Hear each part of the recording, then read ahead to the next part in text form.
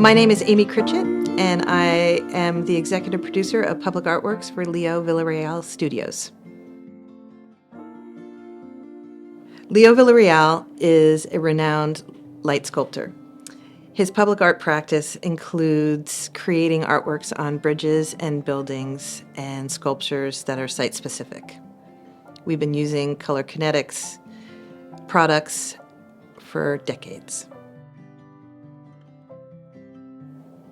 In 2010, I was invited by Leo Villarreal and Ben Davis to help them think about this new fabulous project on the Bay Bridge called the Bay Lights. As an independent producer, I am used to making complicated and seemingly impossible projects happen, and soon found myself full-time engaged in creating what is now the Bay Lights.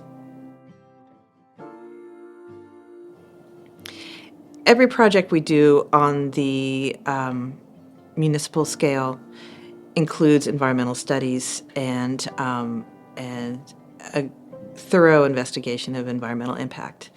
For the Bay Bridge, we had to go deep with the federal government and the federal Fish and Game to understand the impact that a light sculpture on that scale could have on the migration of birds.